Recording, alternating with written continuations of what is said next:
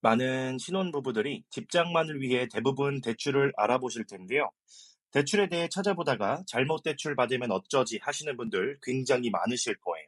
아니면 대출 자체를 거절당하실까봐 두려운 분들도 계실 겁니다. 자, 오늘은 같은 신혼부부의 입장으로 잘못된 대출을 받지 않는 방법과 어떤 대출이 우리에게 좋을지, 그리고 대출을 받기 전 어떤 부분을 미리 생각하여 대응하면 좋을지에 대해 말씀드리고 싶어 영상을 켰습니다.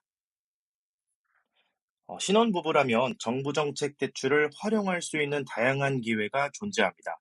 특히 디딤돌 대출은 무주택 실수요자를 위한 대표적인 정책 상품으로 신혼부부에게는 여러 조건에서 우대 혜택이 주어집니다. 예를 들어 일반 대출에서는 부부 합산 소득 기준이 6천만 원 이하로 제한되지만 신혼부부는 8,500만 원까지 허용되어 신청 가능한 대상 폭이 넓습니다. 디딤돌 대출의 가장 큰 장점은 낮은 금리와 높은 한도입니다. 특히 생애 최초로 주택을 구입하는 신혼부부의 경우 금리는 일반보다 0.3% 낮고 LTV는 80%까지 적용됩니다. 예를 들어 5억 원짜리 주택을 구입한다고 가정했을 때 생애 최초 신혼부부는 최대 4억 원까지 대출이 가능하며 이때 본인 부담금은 1억 원으로 줄어듭니다.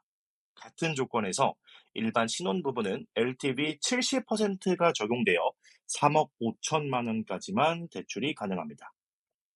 이 차이는 단순한 수치가 아닌 내 집 마련 시기를 결정짓는 중요한 요소가 됩니다. 또한 금리도 큰 차이를 보입니다. 우대 금리를 적용받는 경우 생애 최초 신혼부부는 금리가 1.2% 수준까지 낮아질 수 있으며 이는 시중은행 평균 금리와 비교해도 상당히 유리한 조건입니다.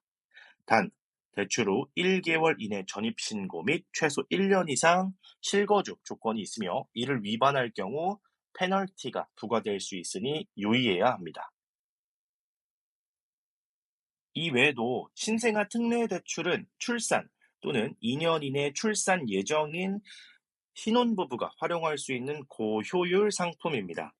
이 상품은 소득 기준에 크게 제약을 받지 않으며 최대 5억 원까지 대출이 가능하고 DSR, 총부채 원리금 상환 비율이죠. DSR 규제에서도 제외됩니다. 특히 집값이 높은 지역에서 내 집 마련을 원하는 경우 신생아 특례는 최적의 선택이 될 수 있습니다. 실제 사례로 30대 신혼부부가 6억 원대 아파트를 매수할 때 신생아 특례 대출을 활용하여 대출 5억 원, 자부담 1억 원으로 무리 없이 계약을 체결한 사례도 있습니다. 반면 전세를 선택해야 하는 경우라면 신혼부부 버팀목 전세자금 대출을 고려해 볼 수 있습니다. 이 상품은 수도권 기준 최대 3억 원, 지방은 2억 원까지 대출이 가능하며 임차 보증금의 80%까지 지원됩니다. 대출 금리는 1.5%에서 2.7% 수준으로 낮고 출산 등 우대 조건을 충족하면 추가 금리 감면도 가능합니다. 특히 무주택 여부, 결혼 기간, 임차 보증금 한도 등 신청 조건이 명확히 정리되어 있어 자격 여부를 사전에 확인하고 준비한다면 승인 가능성도 높습니다. 대출을 준비할 때는 보증기관 선택도 중요합니다. 주택도시보증공사는 전세대출 중심이고 한국주택금융공사는 매매 중심 대출의 강점을 보입니다. 조건에 따라 각 기관의 기준이 다르기 때문에 비교가 필수입니다. 또한 대출 상담 시 최대 얼마까지 가능할까요? 보다는 제 자금이 얼마이고 얼마가 부족하니 이만큼 대출이 필요합니다. 라고 구체적으로 요청하는 것이 상담 효율을 높이는 방법입니다. 실전 팁도 있습니다. 첫째, 대출은 연초에 신청하는 것이 승인 확률이 높습니다. 정부 기금은 연말로 갈수록 소진될 수 있어서 같은 조건이라도 연초가 승인에 유리합니다. 둘째는 대출 심사에서 가장 중요한 것은 소득 증빙입니다. 특히 프리랜서나 자영업자의 경우 건강보험료 납부 내역, 카드 사용 내역, 종합소득세 신고서를 미리 준비해 두는 것이 좋습니다. 셋째, 한번 거절당했다고 포기하지 말고 다른 지점이나 다른 금융기관에 재도전하는 것도 좋은 전략입니다. 같은 조건이라도 지점에 따라 해석이나 내부 규정이 다를 수 있기 때문입니다. 결국 신혼부부를 위한 정책 상품들은 단순히 대출을 돕는 것을 넘어 자산 형성의 중요한 시작점이 될 수 있습니다.